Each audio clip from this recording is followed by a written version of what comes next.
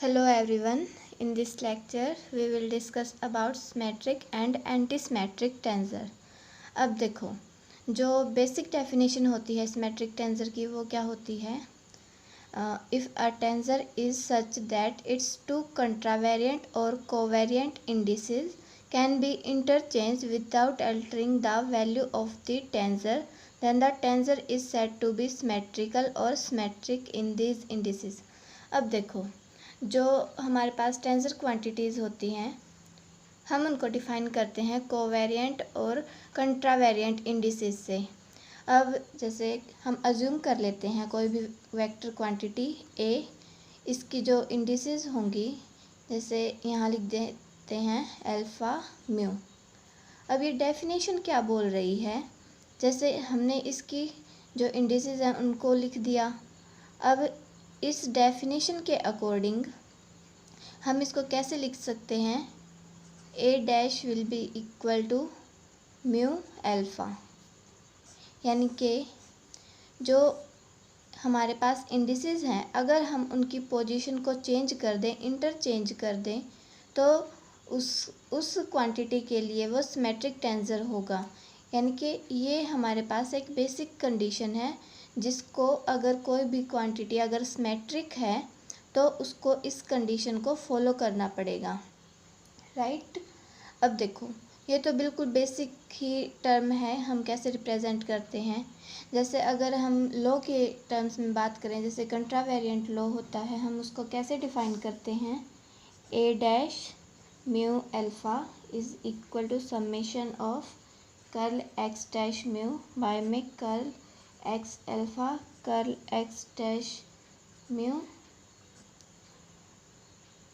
Curl x beta A alpha beta, this is alpha. अब देखो, and this is कोई भी क्वांटिटी ले लीजिए ए। अब देखो, इसमें जो है हमने इंडिसेस की टर्म्स में बात करना है कि ये जो टेंसर क्वांटिटी होगी इसको हम सिमेट्रिक कब बोलेंगे। इसमें ये जो है ये एक टेंसर क्वांटिटी है। अब देखो, अगर मैं इसको पूरी को रिप्लेस कर देती हूँ ए बीटा अल्फ़ा और ये होल टर्म जो बाकी की है ये एज इट इज़ रहे, तो मैं इसको बोल सकती हूँ कि ये एक सिमेट्रिक टेंसर है। अब इसके बाद जैसे ये तो हो गया कंट्रावेरिएंट लॉ के लिए। अगर उसी तरीके से अगर हम कोवेरिएंट के लिए देखेंगे तो इसमें सिर्फ चेंज होगा इंडिसेस का, यहाँ अपर पोजीशन पर है लेकिन कोवेरिएंट के केस में वो लोअर पोजीशन पर आ जाएगा। बाकी सारी जो बातें हैं वो सेम ही रहेंगी। अब देखो, जैसे हमें पता है कि जो टेंसर क्वांटिटीज़ होती हैं जब भी हम उनके बारे में बात करते हैं तो हम n डायमेंशनल स्पेस के बारे में बात करते हैं। अब अगर आपको मतलब सिग्निफिकेंस चाहिए कि सिमेट्रिक टेंसर एक्चुअल में क्या होता है, उसको समझने के लिए जैसे हमें देखना पड़ेगा कि कोई भी जो टेंसर क्वांटिटी है हम उसको मैट्रिक्स के फॉर्म में रिप्रेजेंट करते हैं। जैसे रैंक अगर 2 होगी तो उसके 9 कंपोनेंट्स होते हैं, हमें पता है क्योंकि हमने एक फॉर्मूला देखा था, डायमेंशन की पावर अगर रैंक है वो किसके इक्वल होगा, कंपोनेंट्स के लिए। अब हमें जो बेसिक क्वांटिटी होगी उसको कैसे रिप्रेजेंट करते हैं, मैट्रिक्स की फॉर्म में, और वो मैट्रिक्स हम कैसे लिखेंगे, वो होगी के एक्स एक्स। यहाँ पर ये जो इंडिसेस हैं ये रो और कॉलम को डिफाइन करेंगे, देन के एक्स वाई के एक्स जेड, देन के वाई एक्स के वाई वाई के वाई जेड के जेड एक्स के जेड वाई के जेड जेड। अब देखो, जो सिमेट्रिक टेंसर का केस है उसमें क्या होगा, अब ये जो अपर वाले एलिमेंट्स हैं इस मैट्रिक्स के, इनको हम बोलेंगे अपर ट्रायंगुलर मैट्रिक्स, इनको हम बोलेंगे लोअर ट्रायंगुलर मैट्रिक्स के एलिमेंट। और जब हम इसको डिफाइन करेंगे तो ये जो डायगोनल एलिमेंट्स हैं हम इनको बोलेंगे इंडिपेंडेंट एलिमेंट्स। अब हम बात तो करते हैं n डायमेंशनल स्पेस की टेंसर के केस में। अब हम इस मैट्रिक्स को अगर n डायमेंशनल स्पेस में रिप्रेजेंट करेंगे तो बहुत सारी टर्म्स आ जाएंगी, मतलब जो मैट्रिक्स होगी उसमें भी n एलिमेंट्स हो जाएंगे, n रोज हो जाएंगी, n कॉलम्स हो जाएंगे। अब अगर हम इसको एक जनरल केस के लिए डिफ़ाइन करें, जैसे मैंने बोला है कि ये जो डायगोनल एलिमेंट्स है ये इंडिपेंडेंट होंगे। अगर n डायमेंशन होगी तो ये डायगोनल एलिमेंट्स भी n ही होंगे। ये हमने लिख दिया d से। अब जो टोटल हमारे पास एलिमेंट्स होते हैं वो होते हैं d स्क्वायर, और अगर उसमें से मैं n एलिमेंट्स को माइनस कर देती हूँ एंड डिवाइडेड बाय 2 तो हमारे पास नंबर ऑफ कंपोनेंट्स आ जाएंगी, यानी कि जो सिमेट्रिक टेंसर है उसकी रैंक आ जाएगी हमारे पास। अब दिस इज़ d, क्योंकि हम डायमेंशन को d से डिनोट कर रहे हैं, नॉट बाय n। अब इसको हम फर्दर रिजॉल्व करें तो क्या आएगा, 2d plus d into d square minus d by में 2, then d square plus d by में 2, then d into d plus 1 divided by 2। हम इस फॉर्मूले का यूज़ करके सिमेट्रिक टेंसर के केस में रैंक को डिफ़ाइन करते हैं, और इसके लिए जो रैंक 2 होती है उसके कंपोनेंट 6 होते हैं सिमेट्रिक के केस में। अब हमने इसको भी देख लिया। अब यहाँ देखो, जो ये वाले एलिमेंट्स हैं हमारे पास, K y x is equal to K x y होगा। अब यहाँ पर हमने ये जो 2 डिवाइड किया है ये इसी कंडीशन को देखते हुए किया है। अब फर्दर देखो, जो के जेड एक्स एलिमेंट होगा वो इक्वल होगा K x z, and K z y is equal to K y z. ये जो इसकी कंडीशन है, ये जो हमने डिफ़ाइन किया है, ये सिमेट्रिक कंडीशन को होल्ड कर रहा है। इसने इस कंडीशन को होल्ड किया है, इसीलिए हमने इसको सिमेट्रिक टेंसर बोला है, जिसकी वजह से इसके जो एलिमेंट्स हैं, टोटल एलिमेंट्स हैं, वो हमने 2 से डिवाइड कर दिए, क्योंकि ये अपर ट्रायंगुलर मैट्रिक्स होगी वो किसके इक्वल होगी, लोअर ट्रायंगुलर मैट्रिक्स के। और जब हम इसके टोटल एलिमेंट्स निकालेंगे तो हम उसको 2 से डिवाइड कर सकते हैं, और प्लस में दीज डायगोनल एलिमेंट्स तो रह गए हमारे, तो हमने इनको d से प्लस कर दिया था। आई थिंक ये वाली जो टर्म है हमने कैसे डिफ़ाइन की है आपको समझ में आ गई होगी। अब देखो, सिमेट्रिक टेंसर के केस में हम क्वांटिटीज़ को कैसे रिप्रेजेंट करते हैं, जैसे a म्यू v को, इसके एग्जांपल्स क्या क्या होंगे, a11 इक्वल टू a11। इससे तो हमें साफ ही पता चल रहा है कि इंडिसेस को चेंज करने पर इसमें कोई भी फ़र्क नहीं आ रहा। लेकिन अगर ये इंडिसेस अलग हों, जैसे a12 will be equal to a21, और अगर फर्दर हम देखें a23 will be equal to a32।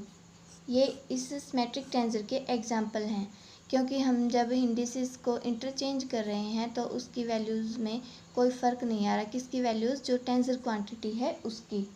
अब जैसे हम कोई एग्जांपल देखते हैं सिमेट्रिक टेंसर के केस में, तो वो क्या होगा, जैसे जो कंपोनेंट्स हैं एंगुलर मोमेंटम के कंपोनेंट्स को हमने कैसे डिफ़ाइन करेंगे, बी म्यू से, और वो किससे कनेक्टेड हैं, कनेक्टेड बाय एंगुलर वेलोसिटी के कंपोनेंट से।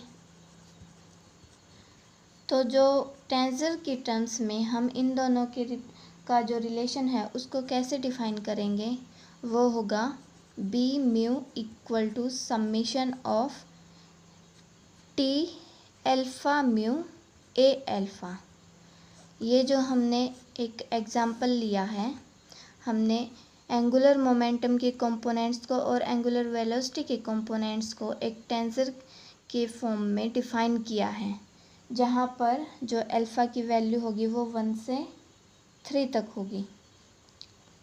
अब यहाँ पर ये जो टेंसर क्वांटिटी है ये क्या है, एक इनर्शिया टेंसर है, क्योंकि हमें ये देखना है कि हमने किस टर्म में बात की। हमने एंगुलर मोमेंटम के कंपोनेंट्स को और एंगुलर वेलोसिटी के कंपोनेंट्स को इंटर रिलेट किया है। तो हमारे पास यहाँ पर जो क्वांटिटी होगी वो एक इनर्शिया टेंसर आएगी, इनर्शिया टेंसर। अब आई थिंक आपको ये जो मैट्रिक्स की फॉर्म है वो भी पता चल गई होगी, कैसे हमने इस मैट्रिक टेंसर के केस में इसको डिफ़ाइन करते हैं। ये इसका मेन सिग्निफिकेंस था कि जो ये वाली टर्म आई हमने इसको कैसे निकाला। बहुत सारी बुक्स में ये गिवन भी नहीं है कि हमने इसको कैसे निकालना, बट आई होप सो कि आपको समझ में आ गया होगा। अब देखो, इसके बाद हम एंटीसिमेट्रिक टेंसर का केस लेंगे, एंटीसिमेट्रिक। अब हम इसको कैसे डिफ़ाइन करते हैं, इसमें भी हम सेम तरीके से मैट्रिक्स को डिफ़ाइन करेंगे।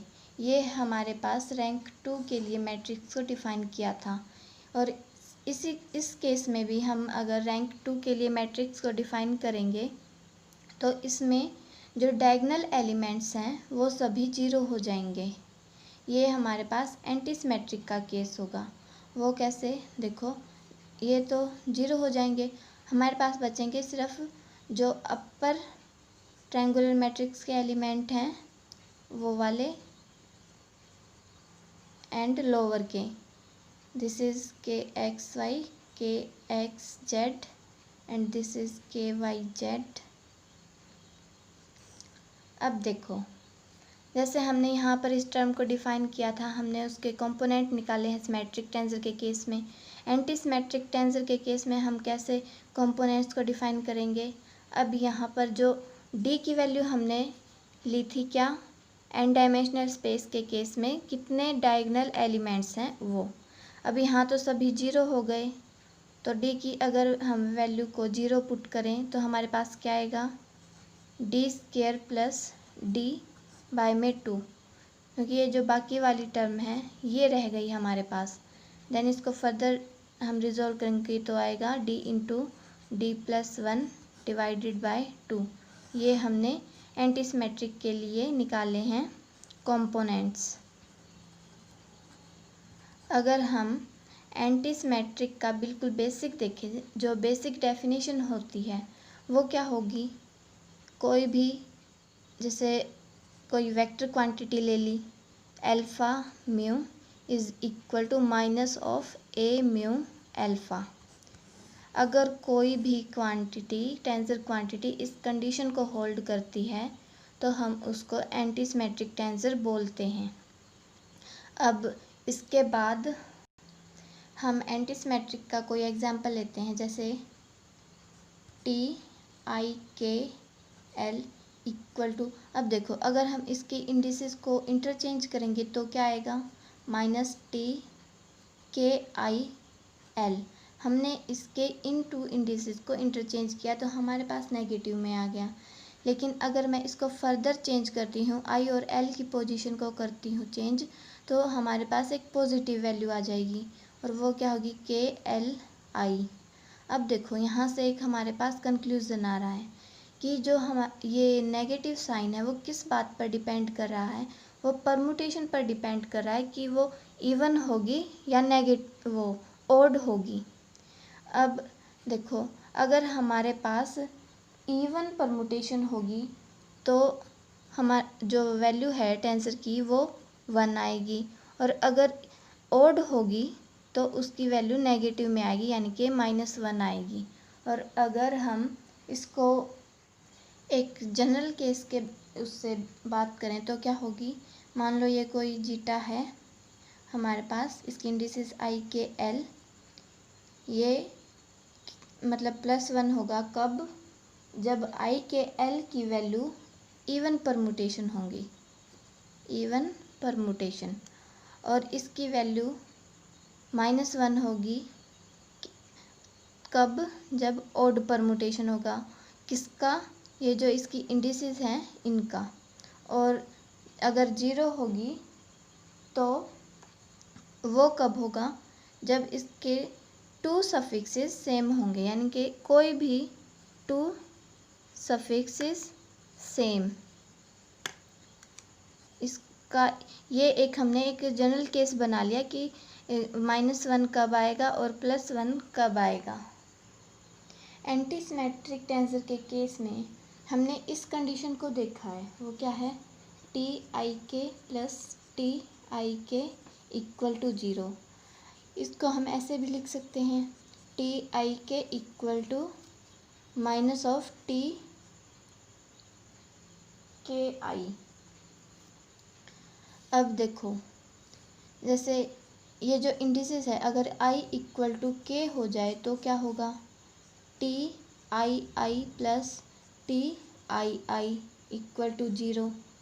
That means 2TII = 0 and TII = 0। अब इसका मतलब क्या है कि जो हमारे पास डायगोनल एलिमेंट्स हैं वो सभी 0 हो गए। ये यहाँ से भी प्रूफ हो गया, क्योंकि मैंने बताया था ना कि जो डायगोनल एलिमेंट्स होंगे एंटी सिमेट्रिक के केस में वो सभी 0 हो जाएंगे। अब देखो यहाँ से क्या प्रूफ हो रहा है कि जो अपर ट्रायंगुलर मैट्रिक्स है और जो लोअर ट्रायंगुलर मैट्रिक्स के एलिमेंट्स हैं वो एक दूसरे के साथ नेगेटिव साइन में हैं, यानी कि जो साइन है उनका वो अपोजिट है। अब जब हम 3D के केस में बात करते हैं, 3 डायमेंशनल स्पेस के बारे में बात करते हैं, तो वहाँ हमारे पास 3 इंडिसेस होती हैं। वो क्या क्या, 1, 2 एंड 3। अब ये क्या डेफिनेशन बताना चाह रही हूँ मैं, जैसे कोई भी वेक्टर क्वांटिटी है, मान लीजिए T है, उसकी इंडिसेस 1 एंड 2 हैं, तो हम उसको कैसे रिप्रेजेंट करेंगे, नेगेटिव ऑफ T to 1। और इसको हम फर्दर डिनोट कर सकते हैं कैसे, वो इंडिसेस जो इन इंडिसेस में यूज़ ना की गई हो। 2 और 1 दोनों अवेलेबल हैं देखो, एंड 3 जो है वो अवेलेबल नहीं है, तो हम इसको T3 से रिप्रेजेंट कर सकते हैं। उसी तरीके से हम कोई और भी इंडिसेस का कॉम्बिनेशन ले सकते हैं, जैसे ये 1 2 हो गया, 2 3 ले लेते हैं, वो किसके इक्वल होगा, -T3 2 and it will be equal to T1। और अब एक और ले लेते हैं 1 3, T1 3 equal to -T3 1 equal to कौन सी इंडिसेस नहीं है हमारे पास, 2, तो हम इसको T2 से डिनोट कर देते हैं। अब ये हमारे पास एक केस आ गया फर्दर कि हम कैसे इंडिसेस को यूज़ कर सकते हैं, रिप्रेजेंट कर सकते हैं। हाँ, in this lecture we have discussed about symmetric and anti symmetric tensors, जो उनकी बेसिक प्रॉपर्टीज़ होती हैं, क्या उनका सिग्निफिकेंस होता है, उसको डिस्कस कर चुके हैं। And now this lecture ends here and thank you.